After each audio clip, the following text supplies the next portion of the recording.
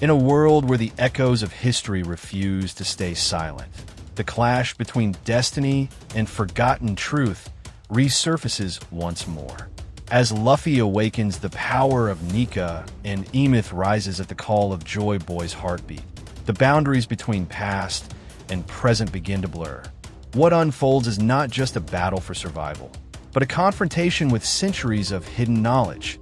Knowledge safeguarded through sacrifice, erased by fear, and preserved only by those daring enough to pursue it. From the tragedy of O'Hara to the mysteries of Punk Hazard, every step taken brings the world closer to the truth that once shook ancient civilizations.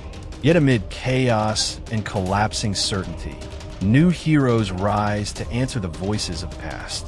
Giants, cyborgs, scientists, and pirates all find themselves drawn into a conflict that spans 900 years of suppressed history.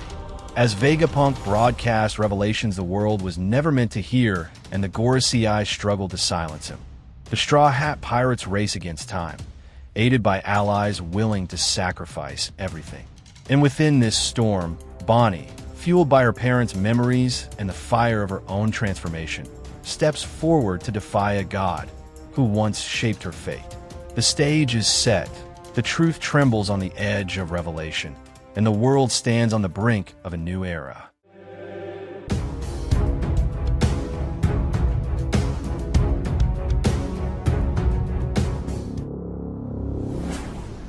Oh yeah, so we can keep interacting and making the anime storytelling world even more fun together. Don't forget to subscribe, hit the like button, and drop your thoughts in the comments to keep the vibe going. Alright guys, let's jump straight into the discussion. Let's go. When Luffy transformed into Nika and his heartbeat resonated with Bonnie's, calling out the name Joyboy, the massive demolition giant rose once more. The huge figure, Emeth, remembered the words Joyboy had spoken long ago, and without hesitation he struck Saint Warcury, who was moments away from crashing into the Straw Hat Pirate's ship. From there, the story shifts to 26 years earlier on Punk Hazard.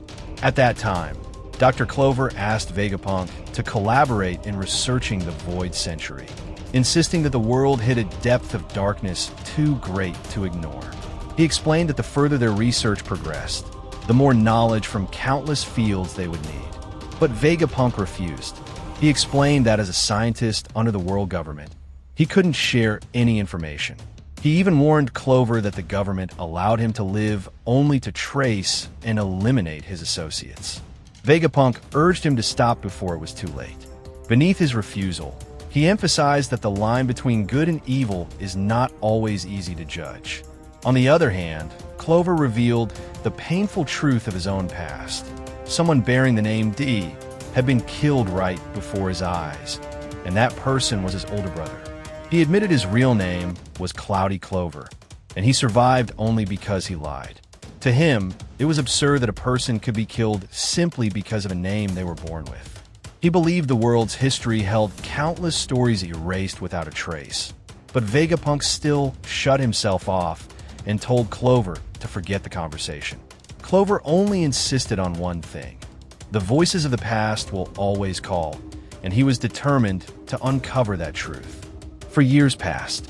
22 years ago on Punk Hazard, Vegapunk received a message from Cypherpole stating that a buster call had been launched on O'Hara.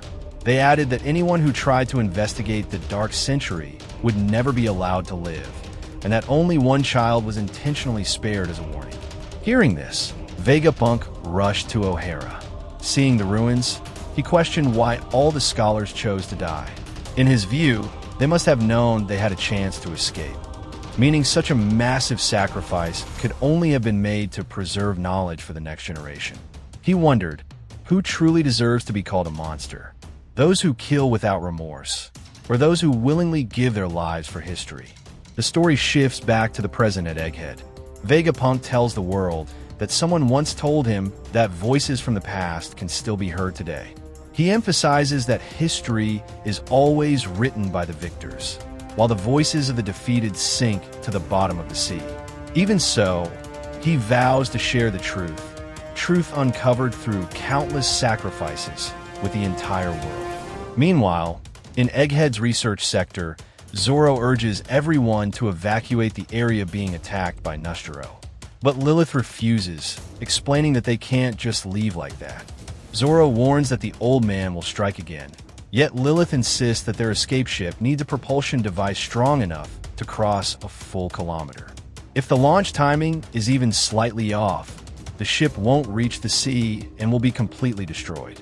As she explains all this, Atlas suddenly shows up and knocks Lilith aside so she won't interfere with the evacuation process.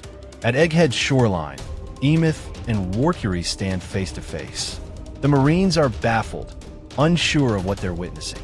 Luffy is thrilled by Emeth's enormous size, while Emeth happily greets him, saying he's glad to see Joyboy again.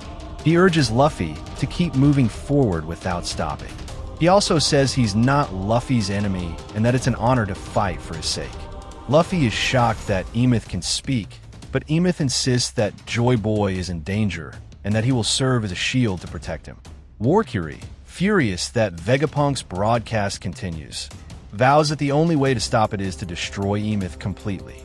As Emeth holds off the Gorosei, Luffy and the Straw Hats begin their retreat. Broggy briefly asks whether Emeth is a friend or foe. Luffy is still unsure, but says Emeth promised to protect them, and that's enough for him. He also wonders who Joyboy really is, but Broggy states that he hears no voice coming from Emeth, making everything even stranger. As the escape begins, the Marines immediately bombard the Straw Hats' ship. Amid the chaos, Vegapunk continues speaking through the broadcast, saying that history must be viewed from many perspectives. He wishes he had a little more time, but knows it's too late. Forces that could never be stopped are finally beginning to move. At that moment, Jupiter launches itself straight at Emeth. Emeth tries to withstand the blow, but his old and rusted body makes it difficult to hold out. Seeing this, Saturn sharply orders Emeth to just swallow the attack, reminding everyone that Emeth is nothing more than a weapon from 900 years ago.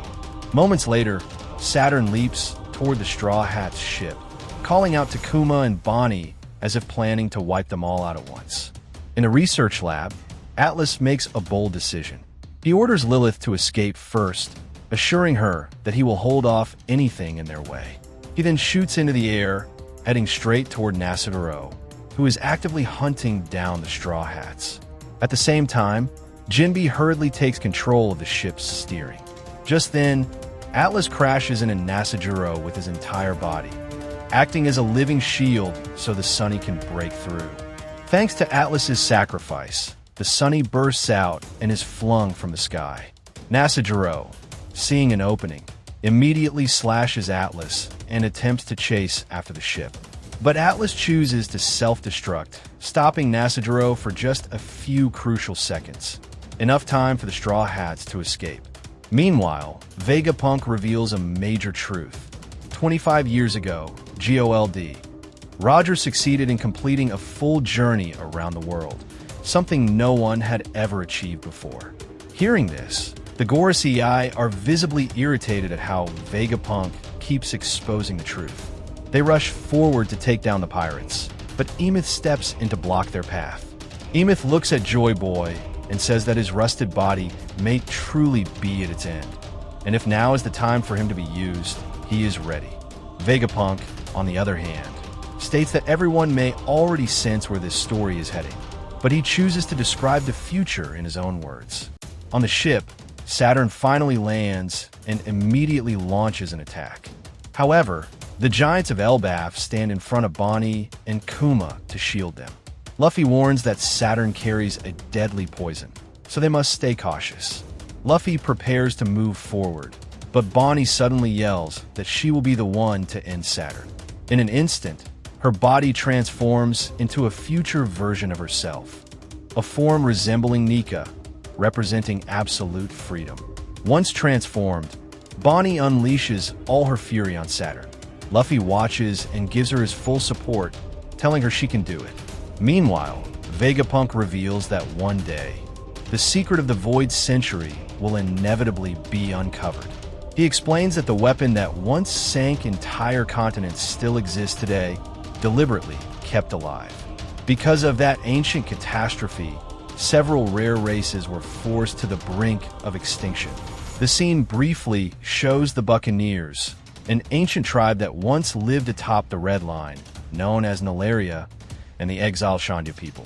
Back in the fight, Bonney, fueled by Luffy's encouragement, charges straight at Saturn without hesitation. Saturn counters, but every blow is intercepted by Luffy. Through her anger, Bonney screams that Saturn is unworthy of being called a god, remembering how he was responsible for the tragic fate of her father Kuma and her mother Ginny.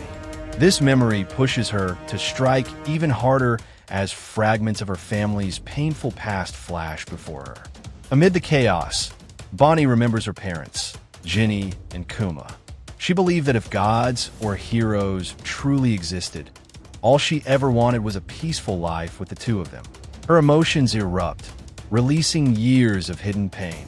She even confesses that at one point, when she felt like a discarded monster, she briefly considered giving up on life. But she chose to keep going because her parents had entrusted her with their hope. Imagining a simple, happy life with them strengthens her resolve. In that moment, she inflates her arm like Luffy's Gear 3rd, then launches herself towards Saturn, delivering her own Nika-style punch of freedom. Luffy immediately follows, adding his own strike to support her without hesitation. Their combined attack crashes into Saturn with overwhelming force, shattering his body into pieces and sending him flying far backward. The chapter ends with Kuma, unable to intervene, but watching from afar, looking proud as Bonney stands tall and faces her destiny. Vav, that's really interesting, Nakama. Thank you so much for sticking with the story till the end. If you have any questions, feel free to write them down in the comments section below. Thanks again for watching, and see you in the next one.